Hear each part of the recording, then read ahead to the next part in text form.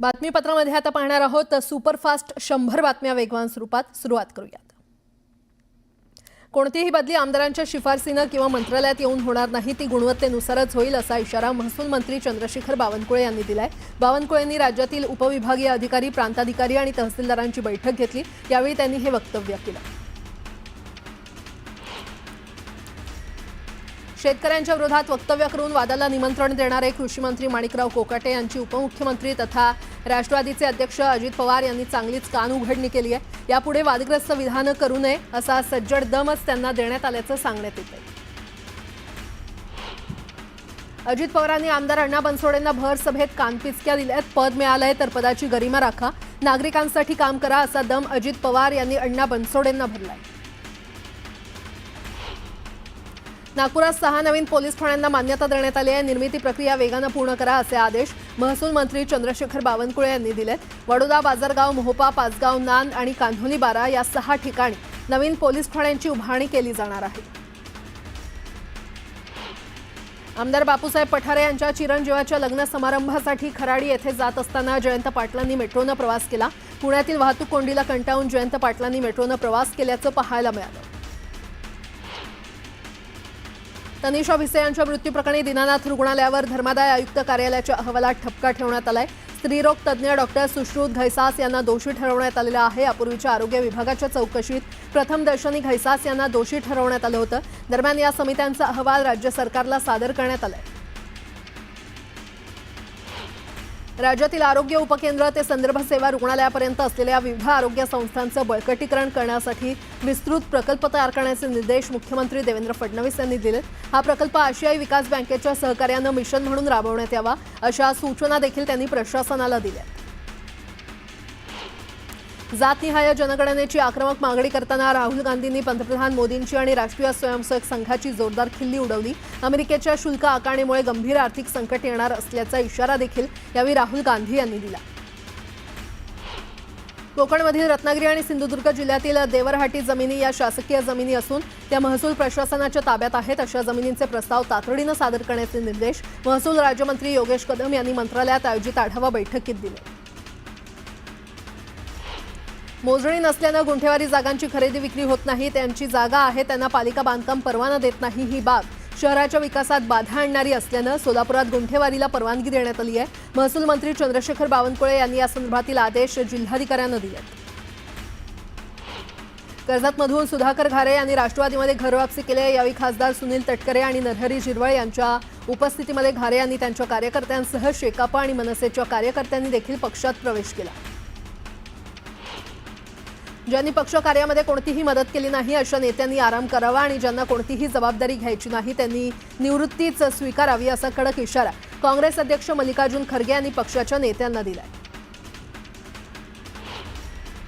उपमुख्यमंत्री एकनाथ शिंदे सोलापूरचा दौरा करणार आहेत। यानिमित्त शहरात त्यांच्या स्वागताचे बॅनर लावण्यात आलेले आहेत। महत्त्वाचं म्हणजे राष्ट्रवादी शरद पवार पक्षाचे आमदार राजू खरे यांच्याकडून हे बॅनर लावण्यात आल्याने चर्चांना उधाण आले।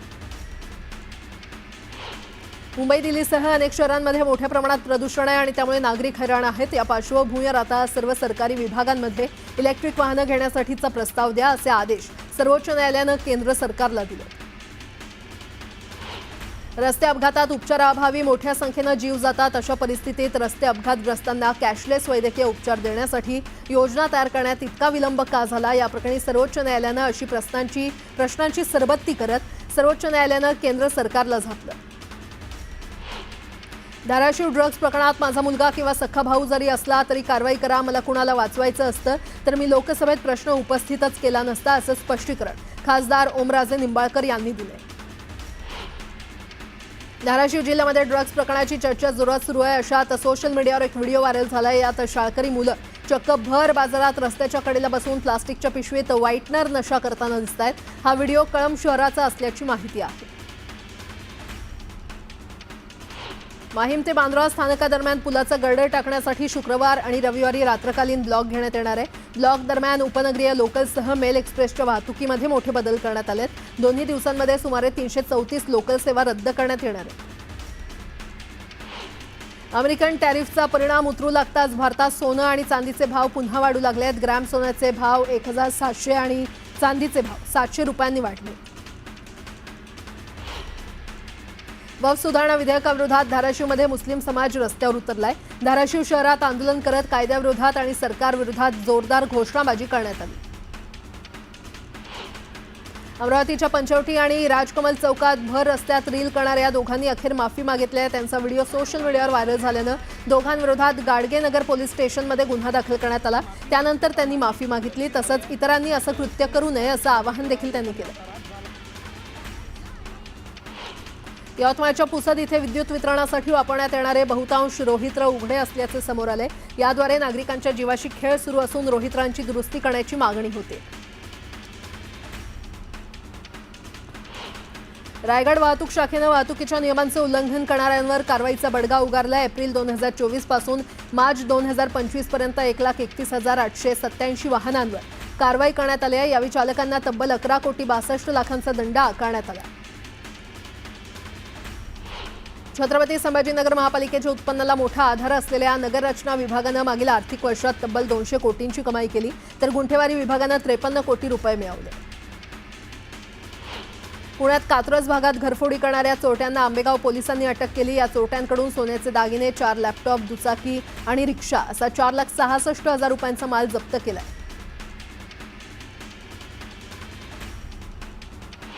पुणे शहरासह उपनगरामध्ये सलग तिसऱ्या दिवशी तापमानानं 40 अंश सेल्सिअसचा टप्पा ओलांडला। पुढील 2 दिवस उन्हाची तीव्रता कायम राहणार असल्याचा अंदाज भारतीय हवामानशास्त्र विभागानं नोंदवलाय। दरम्यान नागरिकांनी दुपारी उन्हात फिरणं टाळावं असं आवाहन करण्यात आलं।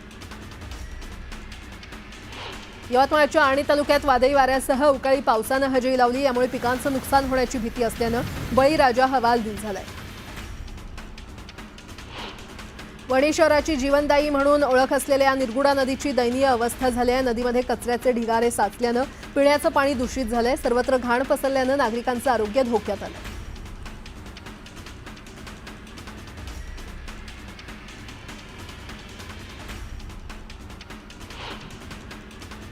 यवतमाळमध्ये एमडी ड्रग्ज पुरवठा करणाऱ्या एका आरोपीला पोलिसांनी अटक केली आहे। यावेळी त्याच्याकडून 62 ग्रॅम ड्रग्ज जप्त करण्यात आले। नाशिकच्या जेल रोड परिसरात निवृत्त मुख्याध्यापकानं आजारी पत्नीची गळा दाबून हत्या केली। त्यानंतर स्वतः देखील आत्महत्या केली। या दाम्पत्याची दोन्ही मुलं मोठ्या पदावर अधिकारी आहेत। दिल्लीला जाणारी विशेष रेल्वे काही तासातच फुल झाली आहे। छत्रपती संभाजीनगरचा कोटा फुल झाल्यानं आरक्षण मिळत नाहीये, त्यामुळे प्रवासी काहीसे चिंतेत आहेत। बार्शी तालुक्यातील उपळे दुमाला इथे महादेवाची कावड यात्रा मोठ्या उत्साहात पार पडली। शंभू महादेवाच्या यात्रेची चैत्र शुद्ध प्रतिपदेला कावड बांधून सुरुवात करण्यात आली आहे। 3 दिवस गावात धार्मिक कार्यक्रम सुरू असतात। मंगळवारच्या तुलनेमध्ये कमाल तापमानात थोडी घट झाली, तरी मुंबई शहर आणि उपनगरांमध्ये बुधवारी उन्हाचा तडाखा कायम राहिला। एप्रिल महिन्याच्या दुसऱ्या आठवड्यात देखील कमाल तापमान 35 ते 37 अंश सेल्सिअस दरम्यान असल्यानं मुंबईकरांच्या अंगाची लाहीलाही होती। ठाणे जिल्ह्यावर सूर्यनारायणानं प्रकोपच केलाय। शहरासह ग्रामीण भागाचा पारा 40शी पार गेलाय। बुधवारी डोंबिवली बदलापूर 40.6, तर कल्याण उल्हासनगरमध्ये 40.8, कर्जतमध्ये 41.8, मुरबाडमध्ये 42, तर धसईमध्ये 42.3 इतकं तापमान होतं। मागील 15 दिवसात तापमानातील ही उच्चांकी वाढ होती आणि त्यामुळे नागरिक हैराण झाले होते।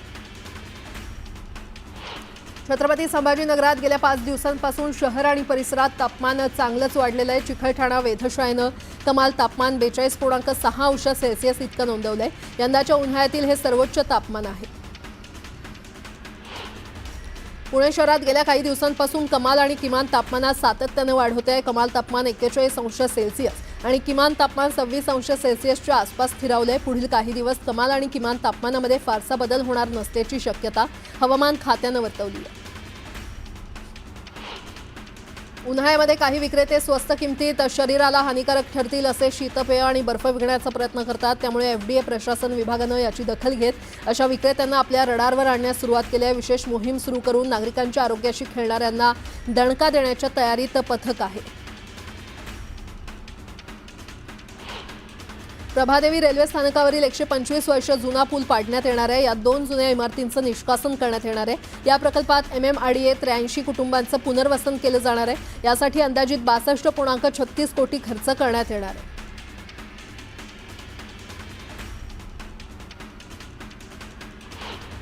एसबीआयने एटीएमच्या ट्रान्झॅक्शनमध्ये 1 मे पासून बदल करण्याची घोषणा केली आहे. एसबीआय ग्राहकांना आता दर महिन्याला 5 फ्री एटीएम ट्रान्झॅक्शन मिळणार आहेत. फ्री ट्रान्झॅक्शन संपल्यानंतर ग्राहकाला प्रत्येक ट्रान्झॅक्शनसाठी ₹15 प्लस जीएसटी द्यावा लागणार आहे. दुसऱ्या बँकेच्या एटीएमवर हे शुल्क ₹21 प्लस जीएसटी असेल. केंद्रीय भूजल प्राधिकरणाच्या नियमांची अंमलबजावणी करत मुंबई महापालिकेनं विहिरी आणि बोरवेल मालकांना बजावलेल्या नोटिसीच्या विरोधात मुंबई वॉटर टँकर असोसिएशन ठाम असून आजपासून बेमुदत संप सुरू होणार आहे. यात 1800 टँकर्स सहभागी होणार आहेत. त्यामुळे मुंबईतील हॉटेल्स, मॉल्स, मेट्रो, रुग्णालय, गृहनिर्माण सोसायट्या आणि इमारतींच्या बांधकामांवर मोठा परिणाम होणार आहे. वांद्रे येथील मुंबई उच्च न्यायालयाच्या नवीन इमारत संकुलाच्या बांधकामासाठी 2.15 एकर जमीन 30 एप्रिलपर्यंत सुपूर्द केली जाईल, अशी माहिती राज्य सरकारनं सर्वोच्च न्यायालयामध्ये बुधवारी सादर केली. संजय गांधी राष्ट्रीय उद्यानातील पात्र अतिक्रमणांच्या पुनर्वसाच्या आणि अपात्र अतिक्रमणांच्या निष्कासनाच्या प्रक्रियेवरील संनियंत्रणासाठी राज्य सरकारनं समित्यांची स्थापना केली आहे. मुंबई उपनगर जिल्हा आणि ठाणे जिल्ह्याकरता प्रत्येकी 7 सदस्यांच्या 2 स्वतंत्र समित्या गठीत करण्यात आल्या. गोरगरीब आणि सर्वसामान्यांसाठी असलेल्या सरकारी जे रुग्णालयात पहिल्यांदाच अत्याधुनिक रोबोटिक शस्त्रक्रिया करण्यात आल्या. जनरल सर्जरी विभागाच्या डॉक्टरांनी या प्रणालीच्या माध्यमातून पहिल्याच दिवशी 3 रुग्णांवर यशस्वी जटिल शस्त्रक्रिया केल्यात. भविष्यात रोबोटिक प्रणालीच्या सहाय्यानं 500 अधिक रुग्णांवर मोफत शस्त्रक्रिया करण्याचा दावा रुग्णालय प्रशासनानं केला. केंद्र सरकारनं आधार ॲप लॉन्च केलेलं आहे. ते प्रत्येक व्यक्तीच्या मोबाईल फोनमध्ये असेल. त्यामुळे आता खिशात आधारची प्रत बाळगण्याची गरज राहणार नाही. हे ॲप फेशियल रीडिंग करेल आणि त्यात QR कोड सारख्या सुविधा देखील उपलब्ध असतील. पुढील 2 महिन्यात ते देशभर लागू केले जाईल. यासाठी डेटा स्पेस वाढवण्याची तयारी सुरू आहे आणि यामुळे आता हॉटेल, दुकानं किंवा प्रवास करताना कुठेही आधारची छायाप्रत देण्याची आवश्यकता राहणार नाही. मुंबईतील वाढलेला उकाडा आणि औद्योगिक वापरासाठी पाण्याचा होणारा वाढता वापर यामुळे कधी नव्हे तो पवई तलाव यंदा आटलाय. या तलावात 545 कोटी लिटर म्हणजेच 5455 दशलक्ष लिटर इतकी पाणी साठवण्याची क्षमता आहे. या तलावातील पाणीसाठा 50% आला. नवी मुंबई पालिकेनं मालमत्ता करापोटी सन 2024-25च्या अर्थसंकल्पात 800 कोटी रकमेचं उद्दिष्ट नजरेसमोर ठेवलं होतं, पण पालिकेनं 826 कोटींचा टप्पा पार केलाय. पालिकेनं गत आर्थिक वर्षात 483 थकीत मालमत्ता करधारकांवर जप्तीची कारवाई केली आहे. तर या कारवाईतून पालिकेनं 19 कोटींचा महसूल प्राप्त केला होता.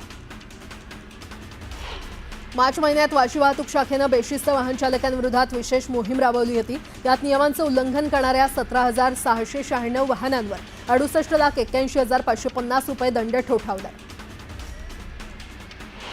ठाणे शहरातील वाढत्या गुन्हेगारीला आळा घालण्यासाठी सीसीटीव्ही लावण्याचा निर्णय ठाणे पोलिसांनी घेतला. मात्र सीसीटीव्ही बसवण्यासाठी खोदकाम करावं लागणार असल्यानं ठाणे महापालिकेच्या वतीनं परवानगी देण्यात आली नव्हती. त्यामुळे सीसीटीव्ही कॅमेरे बसवण्याच्या कामाला देखील सुरुवात होऊ शकली नाही. अखेर ठाणे महापालिकेनं परवानगी दिली असल्यानं सीसीटीव्ही बसवण्याचा मार्ग मोकळा झालाय. पिंपरी चिंचवड महानगरपालिका संचालित IIT-मध्ये शिक्षण घेणाऱ्या विद्यार्थ्यांना मोठा दिलासा मिळणार आहे. शासकीय IIT-मधील विद्यार्थ्यांप्रमाणे विद्यावेतन लागू करण्याच्या प्रस्तावाला आयुक्त शेखर सिंह यांनी मान्यता दिली आहे. मुंबई विद्यापीठानं महाविद्यालय विकास समिती स्थापन करण्यास टाळाटाळ करणाऱ्या 80 कॉलेजवर कारवाई करत 10,000 रुपयांचा दंड ठोठावण्याचा निर्णय घेतलाय. तसंच पुढील शैक्षणिक वर्षापासून अशा कॉलेजमध्ये विद्यार्थ्यांना प्रवेश न देण्याचा पवित्रा घेतलाय.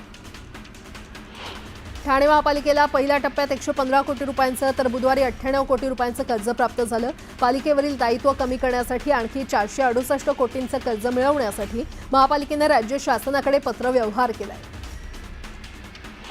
मुंबई विद्यापीठाच्या 5 वर्षीय विधीच्या BLS आणि LLB 10व्या सत्राच्या परीक्षेबाबत एक बनावट वेळापत्रक तयार करून समाज माध्यमांमध्ये फिरवले जात असल्याचा प्रकार समोर आलाय. त्यामुळे विद्यार्थ्यांनी या बनावट वेळापत्रकावर विश्वास ठेवू नये असं आवाहन मुंबई विद्यापीठानं केलं. पुणे गृहनिर्माण आणि क्षेत्रविकास मंडळ यांच्यामार्फत 15% सामाजिक गृहनिर्माण योजना आणि 20% सर्वसमावेशक योजनेतील सोडतीनंतर मागणी अभावी शिल्लक राहिलेल्या सदनिकांचं प्रथम येणाऱ्यास प्रथम प्राधान्य या तत्वावर सर्वसाधारण प्रवर्गामधील गरजू आणि पात्र अर्जदारांना वितरण करण्यात येणार आहे. या योजनेचा लाभ घेण्यासाठी गरजू आणि पात्र अर्जदारांसाठी आजपासून नोंदणी सुरू होणार आहे. मुंबई शहर आणि उपनगरात येत्या गणेशोत्सवात POP गणेश मूर्तीची विक्री आणि खरेदी होऊ नये यासाठी मुंबई महानगरपालिकेनं जोरदार हालचाली सुरू केल्या आहेत. मुंबई बाहेरून येणाऱ्या गणेश मूर्तींना देखील शहरात प्रवेश बंदी करण्याचा निर्णय महापालिकेनं घेतला असून कोकण विभागीय आयुक्तांना तसं पत्र देण्यात आलं. महाराष्ट्राचे कुलदैवत जेजुरीच्या खंडोबा मंदिर आणि गड कोटाला राज्यस्तरीय संरक्षित स्मारकाचा दर्जा शासनाच्या पुरातत्व खात्यानं घोषित केलाय, अशी माहिती श्री मार्तंड देवस्थानच्या विश्वस्त मंडळानं दिली. कराडच्या कातर खटाव इथे श्री महालक्ष्मी केसरी बैलगाडा शर्यतीमध्ये थरार पाहायला मिळाला. शर्यतीमध्ये तांबवे गावच्या जावेद मुल्ला यांच्या डबल हिंद केसरी सर्जा आणि कोरेगाव तालुक्यातील डबल महाराष्ट्र केसरी रायबा या बैल जोडीनं पहिल्या क्रमांकाचं 81,000चं बक्षीस पटकावलं. आदर्श नागरी पतसंस्थेत हजारो ठेवीदारांच्या 200 कोटींवरील ठेवी अडकून पडल्यात. विमा संरक्षण कवच अंतर्गत 5 लाखांपर्यंतच्या ठेवी सुरक्षित आहेत. दरम्यान आता उपलब्ध जमा रकमेतून 40,000पर्यंतच्या ठेवी परत करण्याचा निर्णय प्रशासक समितीनं घेतलाय. मावळ तालुक्यात सांगली सातारच्या धर्तीवर पहिल्यांदा 3 फेऱ्यांची ओपन मैदान भव्य बैलगाडा शर्यत आयोजित करण्यात आली होती. या शर्यतीमध्ये संपूर्ण महाराष्ट्रातून 500 बैलगाडे धावले. सांगलीच्या मिरज पूर्व भागातील लक्ष्मीवाडी आरग येथील ग्रामदैवत श्री महालक्ष्मी देवीची यात्रा मोठ्या उत्साहात संपन्न झाली. यात्रेचा मुख्य दिवस असल्यानं यानिमित्त दिवसभर भाविकांची मोठी गर्दी झाली होती. रत्नागिरी जिल्ह्यातील दापोलीमध्ये गिम्हवणे पेट्रोल पंपाजवळ कारचा अपघात झाला. रिक्षाला साईड देताना चालकाचं नियंत्रण सुटून ती थेट रस्त्याच्या बाजूला असलेल्या गटारात जाऊन पडली. सुदैवानं या अपघातात कुणीही जखमी झालेलं नाही. मुंबई पुणे यशवंतराव चव्हाण द्रुतगती लगत अनधिकृतपणे लावण्यात आलेल्या जाहिरात फलकांवर त्वरित कारवाई करण्यात यावी अशी मागणी मनसेनं केली आहे. 1 महिन्यात कारवाई न झाल्यास तीव्र आंदोलनाचा इशारा देण्यात आला. रत्नागिरी जिल्ह्यातील हणे समुद्रकिनारी भक्ष्याच्या शोधात असलेल्या 4 दुर्मिळ उंदर मांजरांचं दर्शन झालं. तर समुद्रातील मासे पकडून खाताना ही मांजरं दिसून आली. उदमांजरांची जात दुर्मिळ होत चालली आहे. चिंचवड लिंक रोड ते काळेवाडीला जोडणाऱ्या एम्पायर इस्टेट येथील रॅम्पचं 95% काम पूर्ण झालंय. रॅम्प लवकरच नागरिकांच्या सेवेसाठी खुला करण्यात येणार आहे. देहूर इथल्या किन्हई गावाजवळच्या आर्मी डेपो परिसरात बिबट्या दिसला आणि यानंतर वन विभागानं परिसरात ग्रामस्थांना खबरदारीचा इशारा दिलाय. मावळमध्ये डोणे ग्रामदैवताच्या उत्सवानिमित्त विविध कार्यक्रमांचं आयोजन करण्यात आलं. उत्सवानिमित्त मंदिराला आकर्षक विद्युत रोषणाई आणि रंगबिरंगी फुलांची सजावट करण्यात आली. देवीची पालखी छबिना मिरवणूक टाळ मृदुंग आणि ढोल ताशांच्या गजरात काढण्यात आली. नागपुरातील जयंती मेन्शन बिल्डिंगला मध्यरात्री भीषण आग लागली होती. इमारतीच्या 8व्या मजल्यावर सुरुवातीला आग लागली. या आगीमध्ये 7व्या, 8व्या, 9व्या आणि 10व्या मजल्यावरील फ्लॅटचं मोठं नुकसान झालं. लाखो भाविकांचं श्रद्धास्थान असलेल्या श्री शंभू महादेवाची शिखर शिंगणापूर येथील यात्रा मोठ्या उत्साहात पार पडली. यावेळी पाडव्याच्या मुहूर्तावर हळदी लावण्याचा कार्यक्रम देखील पार पडला. सुरक्षेच्या दृष्टीनं पुणे पोलिसांकडून ससून रुग्णालयामध्ये चौकी उभारण्यात येणार आहे. ससून रुग्णालयामध्ये साधारणपणे दररोज हजारो रुग्ण आणि त्यांचे नातेवाईक येत असतात आणि यामुळे या परिसरात चोरी, मारहाण किंवा इतर किरकोळ गुन्ह्यांच्या घटना वाढल्याचं चित्र आहे. या सगळ्या गोष्टींना आळ घालण्यासाठी ससून रुग्णालय पोलीस चौकी उभारण्यात येणार आहे. महिनाभर आधी झालेल्या नागपुरातील दंगलीच्या 16 एप्रिलला काँग्रेस सद्भावना रॅली काढणार आहे. सद्भावना रॅलीच्या माध्यमातून काँग्रेस शक्ती प्रदर्शन करणार आहे. रॅलीसाठी चेन्नीथला प्रदेशाध्यक्ष हर्षवर्धन सपकाळ हजर राहणार आहे. बँकेच्या भरतीमध्ये मराठी व्यक्तींना प्राधान्य देऊ. मराठी न येणाऱ्या अधिकारी आणि कर्मचाऱ्यांना ती शिकण्याच्या आणि केंद्राच्या त्रिभाषा सूत्राचा सन्मान करण्याच्या सूचना देऊ असं आश्वासन मनसेच्या शिष्टमंडळाला इंडियन बँक्स असोसिएशननं दिलंय. 2024 या संपूर्ण वर्षात 15 वर्ष किंवा त्यापेक्षा जास्त वयाच्या व्यक्तींमध्ये बेरोजगारी दर वर्ष 2023च्या तुलनेमध्ये किंचित घसरलाय. हा दर 5% वरून घटून 4.9% आला. हॉस्पिटलमध्ये उपचार घेणाऱ्या कॅन्सर रुग्णांना अन्न आणि निवारा देण्यासाठी एका धर्मादाय संस्थेनं उभारलेली इमारत पाडण्याच्या दुर्व्यवहाराच्या आणि मनमानी कृतीबद्दल उच्च न्यायालयानं मुंबई महानगरपालिकेला 2 लाख रुपयांचा दंड ठोठावला. सांगलीतील मार्केट यार्डमध्ये हळदीची आवक काही प्रमाणात कमी झाल्यामुळे दरात तेजी आहे. राजापुरी हळदीला सर्वाधिक प्रति क्विंटल 25,300 रुपयांचा दर मिळाला. भारताने चालू आर्थिक वर्षात 8 एप्रिलपर्यंत 2,87,204 टन साखरेची निर्यात केली. यामध्ये सर्वाधिक 51,596 टन साखर सोमालियाला पाठवण्यात आले, अशी माहिती अखिल भारतीय साखर व्यापार संघानं दिली आहे. आतापर्यंत झालेल्या निर्यातीपैकी सर्वाधिक 51,596 टन साखर सोमालियाला पाठवण्यात आली आहे. राज्यातील ऊस उत्पादक शेतकऱ्यांना एफआरपीची रक्कम देण्यास टाळाटाळ करणाऱ्या 15 साखर कारखान्यांना जप्तीची नोटीस देण्यात आली आहे। साखर आयुक्तालयानं ही कारवाई केली आहे। यात सोलापूर जिल्ह्यातील 10 आणि अहिल्यानगर आणि साताऱ्यातील प्रत्येकी 2 तसंच छत्रपती संभाजीनगरमधील 1 अशा 15 कारखान्यांचा समावेश आहे।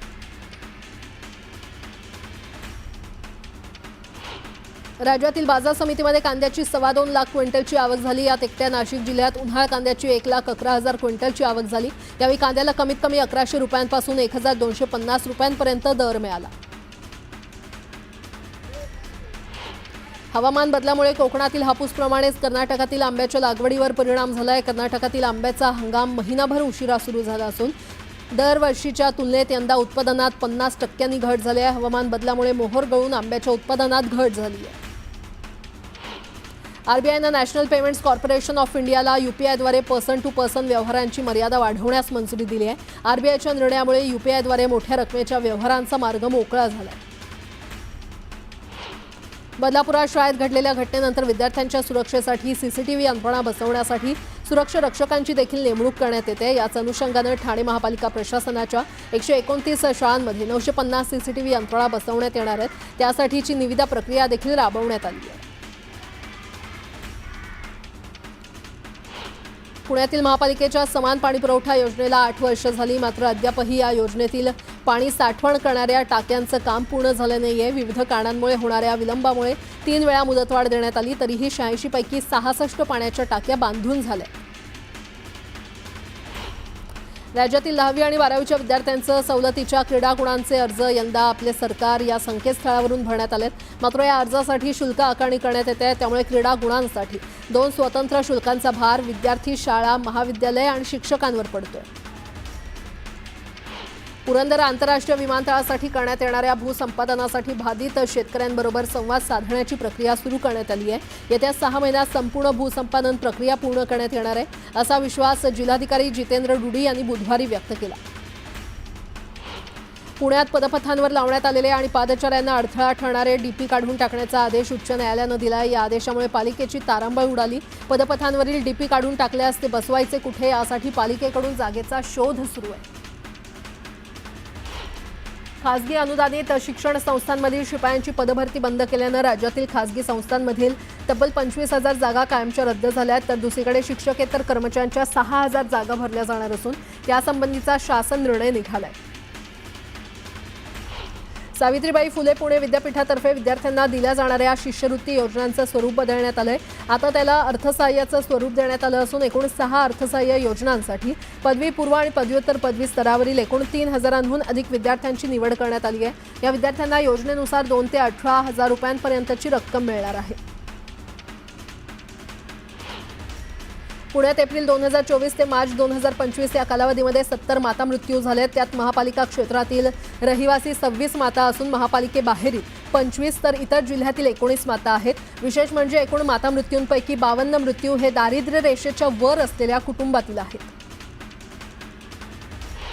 दीनानाथ मंगेशकर रुग्णालयामध्ये गर्भवतीला अनामत रक्कम मागितल्याचं समोर आल्यानंतर आता पिंपरी चिंचवड महापालिकेनं शहरातील 650 खासगी रुग्णालयांना नोटीस बजावली आहे। यापुढे कोणत्याच रुग्णालयानं रुग्णाकडून अनामत रकमेची मागणी करू नये, तसंच मागणी केल्यास परवाना रद्द करण्यात येईल असा इशारा देण्यात आला आहे। सोलापुरात भीषण पाणी टंचाई निर्माण झाली आहे। 1-2 दिवसाआड सुद्धा शहरातील नागरिकांना पाणी मिळत नाहीये, तर काही भागात नागरिकांना 5 ते 6 दिवसाआड पाणी मिळत असून पाण्यासाठी नळांना विद्युत पंप लावण्याचे प्रकार सुरू आहेत। मुंबई महानगरपालिकेच्या ए विभागातील साबू सिद्दीक मार्ग ते कर्नाक बंदर पुलापर्यंतच्या रस्त्यावर अतिक्रमण केलेल्या सुमारे 25 दुकानांवर महानगरपालिकेनं निष्कासनाची कारवाई केली आहे। मुख्य डाक कार्यालय आणि सेंट जॉर्ज रुग्णालय परिसरात वाढीव जागा व्यापून अतिक्रमण केलेली दुकानं आणि फेरीवाल्यांवर देखील निष्कासन आणि जप्तीची कारवाई करण्यात आली आहे। आरएमसी प्रकल्पातून तयार मिश्रण वाहून नेणाऱ्या वाहनांची संख्या वाढवण्यात यावी, याबाबत आवश्यक कार्यवाही करण्याच्या सूचना अतिरिक्त महानगरपालिका आयुक्त अभिजित बांगर यांनी यंत्रणांना दिल्यात। सध्या सुरू असलेली रस्त्यांची कामं कोणत्याही परिस्थितीमध्ये 31 मे पर्यंत पूर्ण होणं गरजेचं असल्याचंही त्यांनी नमूद केलं। उत्तराखंडमधील चारधाम यात्रेची तयारी जोरात सुरू आहे। चारधाम यात्रा अक्षय तृतीयाच्या दिवशी म्हणजेच 30 एप्रिलपासून सुरू होईल। यावर्षी आतापर्यंत चारधामसाठी 28 लाख भाविकांनी नोंदणी केली आहे। चारधाम यात्रेसाठी देशाच्या कानाकोपऱ्यातून तसंच विदेशातून मोठ्या प्रमाणात भाविक येतात। यावर्षी पहिल्यांदा यात्रेच्या मार्गावर प्रत्येक सेक्टरमध्ये पोलीस तैनात करण्यात आले। उत्तराखंडच्या चमोली इथे पावसानं कहर केलाय. मुसळधार पावसामुळे दरड कोसळल्याची घटना घडली. या ढिगाऱ्याखाली काही वाहनं दबली गेली असून दरड हटवण्यासाठी शर्थीचे प्रयत्न करण्यात आले. उत्तरकाशीतील गंगोत्री महामार्गावर दरड कोसळली. पावसामुळे दरड कोसळली असून यातून प्रवासी थोडक्यात बचावले. झारखंडच्या बोकारो इथे कारनं पेट घेतला. सुदैवानं यात जीवितहानी झाली नाही, तर शर्थीच्या प्रयत्नानंतर कारला लागलेल्या आगीवर नियंत्रण मिळवण्यात यश आलं. बिहारच्या मुझफ्फरपूरमध्ये कांती पोलीस स्टेशन परिसरात दुचाकीवरून आलेल्या गुन्हेगारांनी एका महिलेवर गोळीबार केला. महिलेला गंभीर अवस्थेमध्ये शहरातील एका खासगी रुग्णालयामध्ये दाखल करण्यात आले. गोळीबाराच्या घटनेमुळे परिसरात भीतीचं वातावरण निर्माण झालं. 26/11च्या हल्ल्याचा मास्टरमाइंड तहव्वूर राणाला भारतात आणलं जाणाऱ्या विशेष विमानानं त्याला भारतात आणलं जात असून पालम विमानतळावर विमानाचं लँडिंग होईल.